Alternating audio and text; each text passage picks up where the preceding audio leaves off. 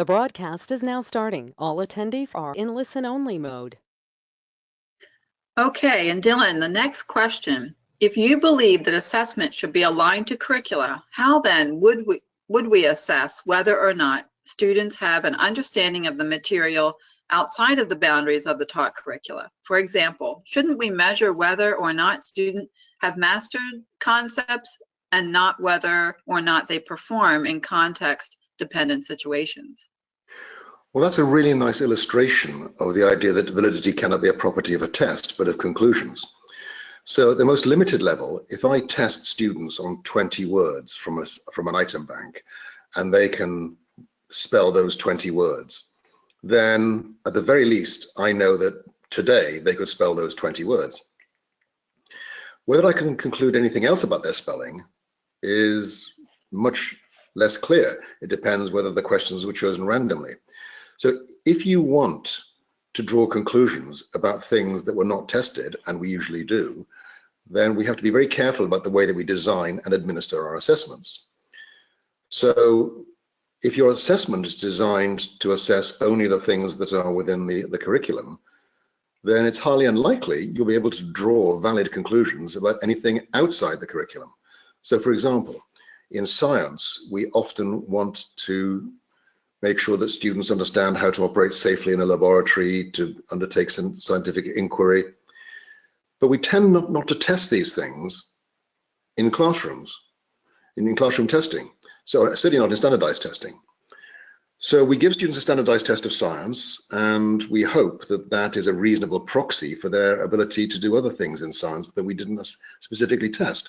And if teachers are teaching a broad range of things, that can be true. But if the pressure to raise the test scores gets too great, then teachers may actually marginalize practical work so that we are now no longer able to draw conclusions about the students' abilities with practical work in science, because the written test is no longer such a good proxy because the situation has changed. So I think that we have to understand that what we're allowed to conclude depends on a whole range of things, including the design of the assessment, how it was administered, and that's why validity is essentially an open-ended question. We might discover something that leads us to believe that conclusions we thought were safe are actually no longer safe. And that's why, in some senses, people don't like this definition of validity, because it means that you can never claim that a test is valid, because it's valid for some purposes and not others. And the really interesting question is, for what kinds of conclusions is this assessment valid? As long as we focus on that question, we'll end up using assessment sensibly. Thank you very much, Dylan. Next question. If there's no such thing as a reliable test, how can progress measure be particularly unreliable? I think I should have made it clear that reliability is not a binary attribute. It's not a 0-1 thing. The point is that any assessment has a degree of reliability. You can think of reliability as a kind of signal to noise ratio, or more accurately as a signal to signal plus noise ratio. So it's typically described as a reliability coefficient which goes from 0 to 1. And 1 is perfectly reliable, and that never happens. And 0 is perfectly unreliable. That means there's no information in the test at all. And so standardized tests can often have reliabilities in excess of 0.9. Teacher-produced tests, classroom tests, often are in the range of 0.7 to 0.8. In psychology of personality, often the measures are much less reliable than that. People have different responses on different days because they're in a different mood.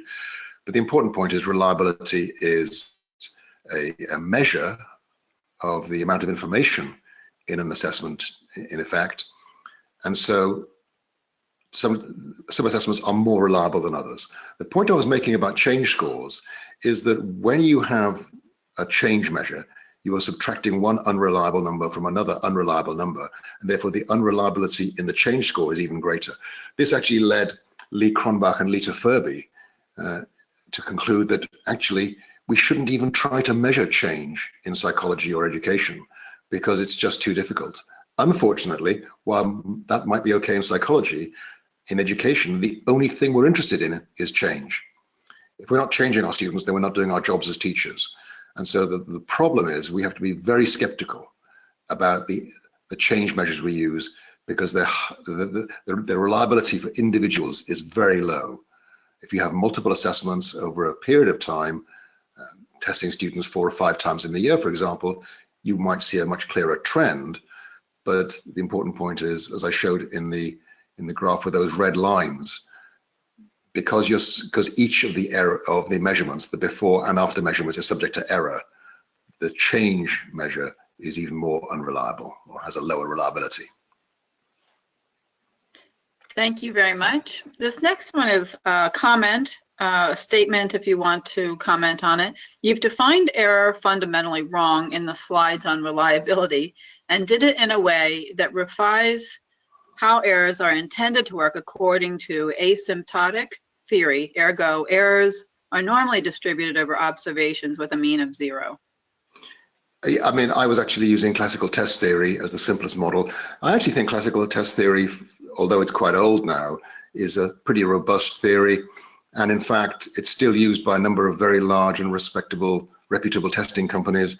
And when we try to use more sophisticated models, such as item response modeling, it turns out that the answers aren't much more reliable. So for me, I think classical test theory, just the assumption that any score is made up of a true score and an error, it actually gives us all the tools we need for classroom practice, at least, to come up with pretty sound estimates of the amount of faith we can put in the assessments we conduct on our students. Thank you.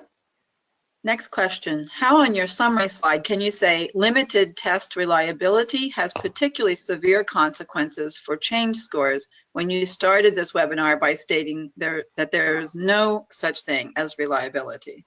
Well, I really hope I didn't say there is no such thing as reliability. I hope I said there is no such thing as a reliable test, because that would suggest that the reliability was 1. So as I said earlier, the important point is reliability is typically expressed as a reliability coefficient, goes from 0 to 1. And what I'm saying is you shouldn't really be using an assessment for any important decision if you don't know how reliable the measure you've got is. So the important thing is every test has a degree of unreliability. That's inevitable.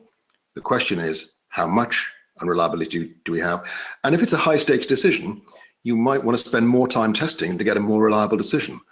But my view is that most of the time, we should actually live with the less than perfect reliability of an assessment and just therefore treat the results with more caution. I think that's the most sensible way forward. Okay, thank you. Next question. Also, since the majority of the references are centered solely in the paradigm of classic test theory, what implications does your presentation have in the context of item response theory? For example, differential item, test functioning both provide evidence for bias in the items, ergo inflating, deflating the probability of a keyed response across a demographic characteristic while controlling for theta. Well, I would say within the framework of item response theory, the whole point about differential item functioning is to avoid a claim of bias. So a certain item might show differential item functioning. Let's take a stereotypical example. Typically, girls have superior linguistic skills to boys at the same age. And let's say we have a math question which shows differential item functioning. So in other words, this is quite a wordy math item. And it turns out that for a given overall level of achievement on the test, or a theta as you're calling it, for a given overall level of achievement on the test, boys of a similar overall ability to girls seem to get this item wrong far more often. They seem to find it more difficult. So the point is, we call that differential item functioning because that item is functioning differentially across the two populations. Now, if we define the ability to interpret complex linguistic structures in terms of mathematical reasoning, if we define that as part of mathematics, then that's not bias. The bias will come if we actually then say that girls are better than boys because this item is somehow more difficult for boys. So I think the whole point of this inelegant term differential item functioning within item response theory is to address this issue that differential item functioning might not be bias. It might be, but it might not be. The important point is an item or a test just tests what the item tests. The bias comes in when we attach a particular meaning to that outcome. Thank you very much. Struggling to reconcile the literature on bias in testing, particularly in psychological testing, and the comment that there is no such thing as a bias test. Is this just better people than me being loose in their language and expecting me to know that there is no such thing as a bias test? Deep. Yeah, thank you, Deep. Let me give you an example. Let's take mental rotation of three-dimensional solid shapes. So this is a very interesting psychological phenomenon. We show people a shape and we show them some other shapes which may or may not be that same shape but viewed from a different perspective. And we ask people, is this one of the shapes you've seen so far? And we know that people tend to solve these problems by mentally rotating these solid shapes, because the more that the shape has been rotated through, the longer people take to do it. So it's pretty clear people are doing this by mentally rotating 3D shapes in their heads. And it turns out to show one of the greatest sex differences in all of cognitive psychology. So typically, males are between a half and a full standard deviation better than females. And I often ask people, is this assessment? Is an assessment of mental rotation biased against females? And my answer is no, it's not. Females really are not as good as males at this. If, however, we use that test in a test of predictive validity, for example, for testing for admission to a math program at a college, then I think that inference is biased. So I think this is the point I was making earlier about the difference between bias and differential item functioning or differential test functioning. A test tests what a test tests. I mean, we can define bias in any way that we like. What I'm saying is it's far more helpful if we think about bias as a property of inferences than of test outcomes. So the decision to use a test, the decision to imbue a certain test result with a particular meaning, that can be biased, but the test itself just tests what the test tests. Thank you very much, Dr. Wiliam. So if a district is planning on using a test that measures growth 2 to 3 years, 2 to 3 times a year, would it be wise to try to restrict use of scores from this test to group aggregate uses rather than use growth results to make any influences about individual students? There's no doubt that group scores are more reliable than the scores of the individuals in that group. So reliability occurs because when people are tested, people have good days and bad days. The items that are selected for their test happen to be one that they've looked at recently or they haven't looked at recently. So each individual score has a degree of unreliability. But of course, for any student who has a very lucky day, there's another student who has a very unlucky day. And so across a group of students, these things will generally tend to cancel out. And there's quite a nice, elegant mathematical formula, which is that the standard error of measurement of the group score gets smaller as the square root of the group size. So if the standard deviation of the individuals in a group is, say if the standard error of measurement is 10, then if you have a group of 25, the standard error of the group will be 10 divided by the square root of 25, which is 2. So it's much more accurate. So there's no doubt that any change score is far more accurate at the group level than it is at the individual level. But I'm not arguing against using individual scores either. I think we should be talking to students about the progress they've made. I just think we need to be a bit more honest about the degree of error that might be contained in this score, particularly if we're saying to a student, over the last 6 months, you do not appear to have improved at all. Now, that might be true. They might have gone backwards, in fact, but they might have actually made progress, which is masked by the less than perfect reliability of the tests. So for example, if a student gets a test score higher than they should have done 6 months ago and lower than they should have done right now, it seems as if they've gone backwards when in fact they made average progress. So all I'm arguing for is grasping this idea of the error of measurement and having some estimate of the size of the error of measurement so that we don't end up over-interpreting the data that we have. Thank you very much, Dylan. Is score accountability a good way to ensure school improvement? Well, it depends on the scores. So in the standards-based movement back in the 1990s, one of the kind of holy grails of this movement was tests worth teaching to. I'm a firm believer in reasonably high stakes testing. I think that the evidence from all over the world suggests that in the presence of high stakes accountability assessment, that systems do perform better. The danger, of course, is that there are unintended consequences. And in every system where these have been implemented, the negative actually usually outweighs the positive. So I don't know if we can design systems with high stakes accountability where the positives outweigh the negatives. But I think the really important point is, let's make sure that our assessments are, as far as possible, assessing the things we want students to be able to do. And so particularly in the United States, I think we have to accept we need to spend far more on testing. So we've got used to testing our students with multiple choice tests for a few dollars per student, and most other countries spend far more. So typically in England, for example, the examinations that students take at the end of compulsory schooling at the age of 16, typically the testing budget for each student is well in excess of the equivalent of $200, because students have to write essays in history examinations.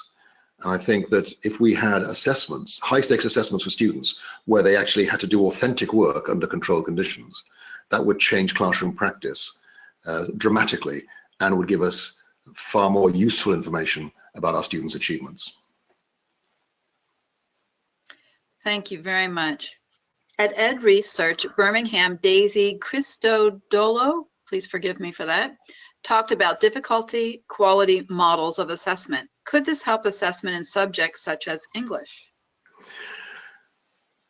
Oh, Daisy Christodoulou has written a couple of very good books about assessment, and I think I've written forwards for both of them actually. She points out that there are typically two models that we use to determine quality in assessment. The math and science model is what you might call the degree of difficulty model. So the idea is, typically we arrange the items in a test in increasing order of difficulty. And that makes sense, because if students encounter too many difficult items they can't do, they often stop. So often a student's performance is characterized by how far through the test they get. The items get harder and harder, and eventually they get to items they can't do, and they don't get anything correct after that point. Most other subjects, or many other subjects, use what you might call a quality model. So we might ask students in history, what were the causes of the Second World War? And the same prompt is given to all the students, but the differentiation comes by the sophistication of the students' answers. And so there's these two models. There's the degree of difficulty model, and there's the, if you like, the marks for style model, borrowing a metaphor from competitive diving. And so I think both of these are useful models. There's a third model that isn't used very much, and this comes from the work of Alistair Pollitt and Aisha Ahmed at the University of Cambridge. And they call it the support model. So rather than the degree of difficulty model, where low achieving students get stuck very, very early on, or the quality model, where students end up doing work of not very good quality, the support model actually characterizes students by the amount of support they need to do a good piece of work. Obviously, the more support they need, the lower the final assessment will be. But the important point is the assessment experience for low achieving students is qualitatively different in the support model from what it feels like in the quality model or the degree of difficulty model. And so I think we should actually embrace each of these three models in all school subjects. So I think in mathematics, we should be asking some questions that are genuinely difficult. We should be asking some more kind of investigation questions. And we might also want to use some of the support models ideas to actually work out what students can do with support. Thank you very much. What about a reading test where the construct is, say, identifying the theme, but the construct is confounded by requiring the student to decode in order to respond to the question? Well, you might think the construct is identifying the theme, but somebody else might say that that construct subsumes the decoding. So this is a very good example of the tension between construct relevant variance and construct underrepresentation that I talked about in the webinar. So if you think that decoding is part of the construct of identifying the main theme, then you think it's fine to actually have complex decoding as part of the question. If you do not think decoding is part of the question, then you think that a score will suffer from construct relevant variance because some of the variation in student scores is caused by the differences in their ability to identify the theme, but some of the differences are caused by differences in decoding ability. So the important point is what the construct is may be contested. And because we don't generally talk about the constructs, these things often go unexamined, which is why the disputes are often about assessments when really people are disagreeing about what the construct should be. And that's why I've argued in many places, we need to have more attention on construct definition before we even start to design the assessment. Because if you haven't got a clear construct, you end up giving far too much power to the people who develop the assessment. As I said in the webinar, assessment construction should be a technical venture. In other words, the different people should agree about whether this assessment adequately assesses the construct. Too often, the construct isn't well enough defined, which gives the assessment developer too much latitude, and that's why people often disagree about assessments. They don't really disagree about the assessments. Well, they do, but it's because they disagree about the construct. Thank you. Next question. I've read that there are valid learning progressions for math and science because COG labs have been conducted to verify. Your response? I am perfectly happy with the idea that there are learning progressions that adequately represent how students currently learn mathematics and science. So we can set a criterion, we will use this learning progression if this route is taken by at least 90% of the students. However, the point I was trying to make is that any learning progression is a consequence of the instructional sequence. If students are taught things in a different sequence, they will have different learning progressions. The example I gave in the webinar was multiplication and division. Another example we could use in math, in calculus, is integration and differentiation. We always teach differentiation before integration because it's computationally easier. But historically, integration preceded differentiation for the simple reason that the area under a curve is a far easier idea to get your head round than the slope to a curve at a particular point. So what I'm saying is that my worry is that learning progressions will ossify a particular sequence of learning things, which may not be the optimal sequence. So we don't know what the best sequence is for a whole range of things. And as soon as we start using learning progressions to map student progress, then we'll immediately lock in those ways of teaching, which may not be the best ways of teaching. So all I'm saying is learning progressions are consequences of choices about instructional sequencing. They're not independent.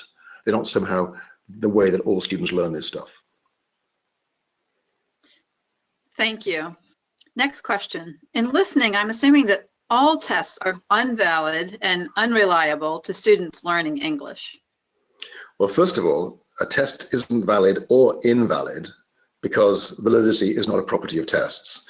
But to try to use the language that I used in the webinar, if we give an assessment of some kind or a test to students with limited English proficiency, then their scores will suffer from construct irrelevant variance because some of the variation in student scores will be related to their ability in the thing we're interested in, getting the main idea of a paragraph, for example.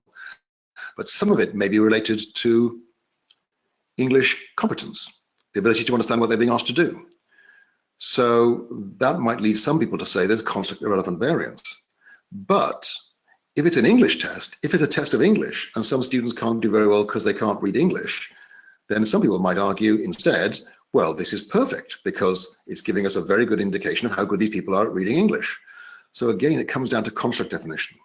I think, however, this particular position is much harder to support in the case of a math test or a science test, which places particular reading demands on students with limited English proficiency. So the problem is it's what we would call a threat to validity. For students of limited English proficiency, tests of math and tests of science that have a very high reading demand are difficult to interpret because some of the variation in the scores is caused by differences in how much math or science they know, and some of it is caused by how much difference there is in how much English they know. And that makes it problematic in terms of interpreting. We don't know what the test results mean. That's a problem for validity, because validity is a property of inferences. Thank you. And I think that response leads well into, and you may have answered already, the next question: would you recommend formative assessments for working with English learners? Well, first of all, I don't ever recommend formative assessments in the plural, because formative or summativeness is not a property of assessments, but of inferences. But if a formative assessment in this context means an assessment that is designed to be interpreted formatively, yes. I mean, I think that we should obviously be trying to find out what students know, but there's also a very powerful role for formal assessments of where students have reached for two reasons. One is, when students do a test, they're forced to retrieve things from memory, which actually strengthens those memories. So it turns out that students in America need more testing. It's a very hard sell, I realize that. But in fact, practice testing is one of the lowest cost, greatest benefit things we could do with our students. If students who thought an answer was correct find out it's incorrect, the more confident they are that it was correct, the stronger the learning effect. And this is what Janet Metcalf at Columbia calls hypercorrection. So in fact, I think we need lots of zero stakes tests, zero stakes assessments. So students do a test on something they've been studying, and then they're given the solutions, and they correct their own work, and they don't have to even tell the teacher how well they did unless they want to. The point is that students do not get any additional benefit from assessment when a score is recorded in a gradebook. The major benefits of assessment come from the retrieval practice when students complete the assessment, and the hypercorrection effect when they find out that an answer they were confident was correct is actually incorrect. So I think we need quite a lot more zero stakes assessment. Thank you very much. The next question starts with, this was a fascinating talk, thank you. And that given the fear of evaluation accountability can have a perverse impact on assessment, is there any way to evaluate a school that minimizes or avoids this issue so that teachers can really use the assessment for informing learning? I think the short answer is avoids yes, avoids no, minimizes yes. So I think what we have to look at is, what incentives are we creating? In his textbook on economics, Greg Mankiw identifies as one of the big ideas of economics that people respond to incentives. And so the question for me is, what incentives are we giving to teachers and students? What do we want them to do? And then are the systems we're putting in place incentivizing them to do the things we want them to do, rather than something else that we're not very happy for them to do? So we have to think about how we are incentivizing our teachers and our students. The clever thing is to design assessments that do things that we want people to do. And this goes back to the idea that Lauren Resnick and her colleagues had back in the 1990s of having tests worth teaching to. The idea is that in mathematics, we need to check that students can apply mathematical procedures, but we also need to check that they can undertake mathematical investigations. In science, we need to check that students understand things like the gas laws and the laws of motion, but we also need to understand whether they can design a good scientific experiment. In history, they need to know facts and dates, but they also need to be able to assemble historical argument with a profound understanding of narrative, cause and effect, and chronology. So for me, what I want is assessments where the only way to increase the student's score is to teach the students well. And if we do that, then we'll have a good assessment system. Right now, we have, particularly in the United States, we have assessments where you can actually increase students' scores without doing the students any long-term good in terms of their understanding of this subject. And I think we have to accept that assessment needs to cost a lot more than it does right now. We typically spend about well over $100,000 educating every child K to 12 in the United States. And we compromise that investment by saving a few dollars here and there on lousy assessments. So I think we need more extended assessments. We need assessments that require students to produce artifacts that are then graded or scored by teachers or expert raters. That's the way, I think, to produce a high quality assessment system, and then in turn a high quality education system. Thank you. Just a couple more questions. Do you feel like when Harlan identified in science, there are common big ideas inherent in other subject areas? And do you think, that's part one, and do you think this can be identified only by experts? Okay, so the people who don't know the background to this, Win Harlan and a group of colleagues from all over the world set themselves the task of identifying 10 big ideas of science. So it's an extremely demanding task, and I think that what they came up with was very creditable. I would have made a few different choices here and there, but the idea that all matter is made of small particles, the particular nature of matter is such a huge idea that if students don't get that, then a whole lot of what they're going to do in physical sciences just doesn't make sense. So I think it's a very powerful idea because it enables us to draw, basically to take a pruning shears to our curricula. So the idea is we identify the big ideas of the subject, and then we look at all our curriculum and look at all the things we might put in the curriculum and say, is this helping us advance one of these big ideas? And the answer may be not particularly. And therefore we're saying, well, it's just cluttering up the curriculum. So the idea is from K to 12, we look at what are the big ideas of a subject, and at each grade we say, how does this topic, how does this unit contribute to the understanding of one of these big ideas? And instead of therefore teaching a whole lot of pine needles and twigs, we have a clear branch and trunk system. We know how all these things fit together. My belief is that this can be done in every subject. So I've tried in a few of my pieces of writing to identify what they might be in mathematics, place value, for example, the idea of inverse and identity, in history, cause and effect, chronology, in physical geography, the idea that the physical geography influences patterns of human settlement, which in turn influence the physical geography, the idea that these things mutually constitute each other. I think there are lots of different answers that we could come up with, and ultimately these are arbitrary. Choices about curriculum are arbitrary in the sense of requiring judgment, not in the sense of being capricious.